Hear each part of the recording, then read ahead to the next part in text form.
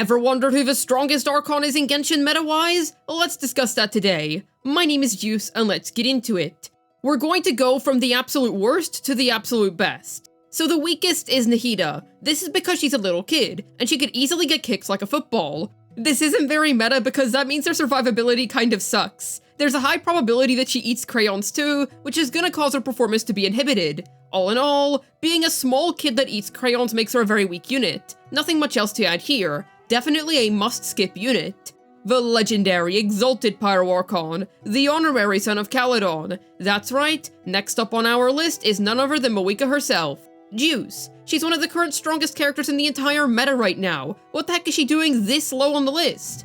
Well, she rides a motorcycle in a world that doesn't have any gas stations or motorcycle repair shops. There's also no way for her to get replacements for her bike. So if one day, her bike just kinda stops working, she gets the cooked status applied to her. I will say that the fact that she's the only motorcycle user in all of Notlon means that she doesn't have to deal with traffic. This does help her viability, as it prevents any potential stacks of road rage. Though her bike works in the air and in the water, so she might have to deal with gliders and boat riders. We know that a gliding license is essential in order to legally glide in the Genshin world. So this is another issue in regards to her overall meta viability. She not only has to get a driver's license, but a gliding license too. Maybe the driver's license covers for both, but having to take road safety exams in order to gain full access to your kit sounds pretty rough to me. She's also prone to feeling nauseous after doing her bike charge attack, which is gonna make her even sloppier in combat. Unfortunately, despite her potential for very high damage output, she's constantly running over enemies, which in Notlon tends to be local warriors. So she'll not even be usable soon, because she's going to be dragged to the Court of Fontaine in order to undergo a series of trials. She may also have to pay fines, but considering that there's no bike stores for her to spend her mora at, that's honestly not much of an issue for her. So while the damage output is 100% there, her ease of use seriously holds her back. Unlocking her C-1 allows you to drive constantly without needing any bike maintenance or any licenses, but then she gains complete anti-synergy with Novelette and Amber. Zhongli is actually quite a powerful Archon in terms of Genshin's meta, because he is employed. This proves that he is committed, and has some work experience. Sure, he did retire from Archonhood, but he's building his resume, man, give him a break. Dude is old and just wants to stay active in his elderly years. You might be wondering why I put the crusty old lizard above the warrior with a motorcycle, but it's simple, really. Moeka is a mere mortal, whereas Zhongli is over 6,000 years old and doesn't have a single grey hair. This means that he looks really good for his age. Fellow old bag welt aged very well, but bro still has a white streak in his hair at the ripe age of 81. This proves how Zhongli doesn't have any skill issue, contrary to the players that will be using him. Looking good for his age means that, even though this man is far past his prime in terms of power level, he's still able to get some good work done. If he's doing well when he's 6,000, then he'll still be good 1,000 years later when Dainsleif releases. Now unfortunately, you might run into occasional back pain issues when playing him, but usually his shield will protect enemies from hitting his back in the first place anyway. You just can't really go wrong with this guy in terms of comfort. Speaking of comfort, his voice is absolutely lovely to listen to, meaning that your mental health will be improved when you play Zhongli. I would argue that this makes him an absolute must-pull, but I understand that such a phrase can easily throw people off. I wouldn't underestimate how strong this ability is though. I'd argue that it's more than just a mere basic simple quality of life. He gets other people to pay for his stuff, so you might have to teach him some financial responsibility, which is one of his biggest drawbacks. He's also got a bit of a stench reeking off of him because he's really old. Genshin characters never change their clothes. Maybe they do like once a year or something, but this only accentuates the issue. Because he's always wearing big robes in the warm Liyue heat, making him even smellier. But Moeka smells like bike oil all the time, and that's debatably worse. Where is she finding that oil, you may be asking? I don't know, man. I don't do my world quests. Just trust me, alright? A highly recommendable Archon pull for sure. If you like nice old guys that tell you stories, then he's pretty chill.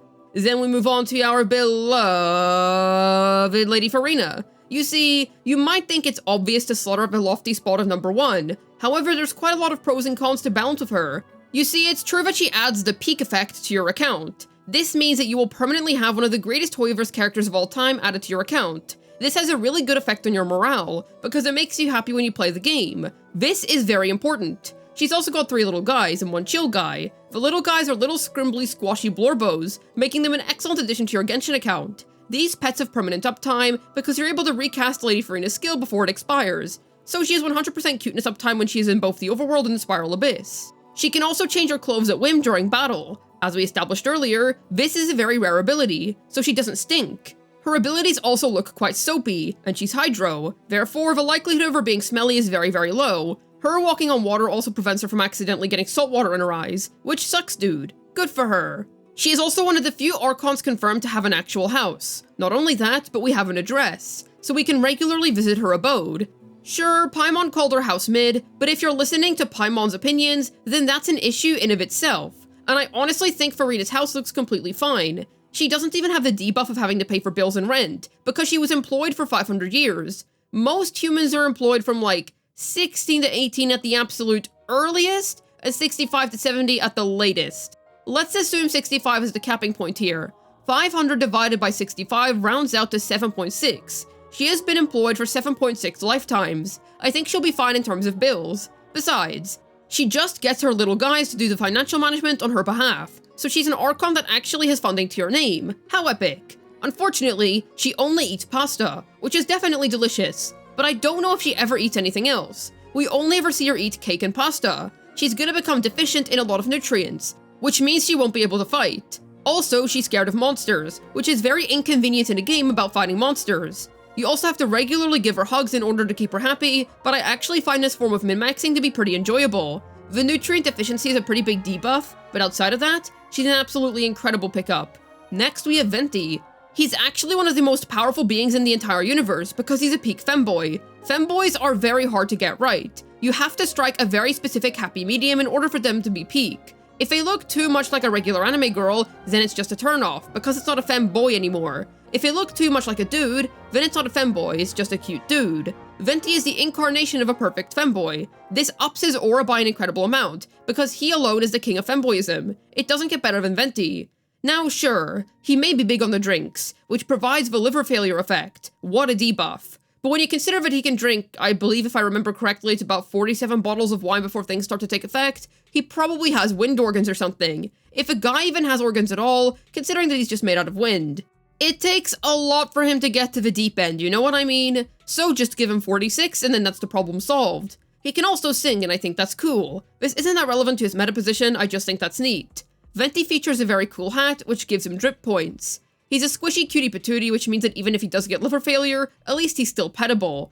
Name me a better femboy than Venti, bro. Name one. That's right, you can't. Sure, some might scratch the surface of Venti, but none can come near him, my dude. He eats apples, which is one of his 5 a day. He's already healthier than most of the other Archons. Sure, his grouping is far more situational these days, but that doesn't really matter when he's a femboy. That quite frankly defeats everything else. Once again, he's not just a femboy, he is literally the peak of the genre. I've never played another game or watched another anime and been like, oh yeah, this femboy's on Venti's level. They're just not. I've certainly seen some great ones, but Venti? He's a perfect one. Still waiting on that Archon skin for him, Hoyoverse. And finally, we arrive at number 1. That would be the Raiden Shogun. Now I know what you're thinking, especially if you've been watching me for a long time. Juice, are you feeling alright? Refer to the content that you have watched until this point for your answer. Listen, Raiden being the most meta Archon has its reasons. For starters, she is the only one to have achieved the true ending. Venti and Furina are the good ending, Zhongli is the neutral ending, and then Moika and Nihida are the bad endings. As for the stinky, sorry I mean almighty Narukami Agosho, well, she has attained the truth. She has seen the truth. She believes in the truth. The great, almighty Agosho understands what she needs to do in order to save us. You see, whenever you deploy her in battle, she does no damage. She makes Clorand look extremely powerful on purpose. She makes other DPSs look way better than her deliberately. She's extremely underwhelming compared to literally every damage dealer that isn't called Yoimiya for a clear goal. This is because you will get so bored using her and frustrated with her bad damage that you will log off of Genshin Impact. You will be so annoyed that you will opt to go outside instead and breathe in some fresh air to calm down, recovering from the horror that is playing the Raiden Shogun. She did it.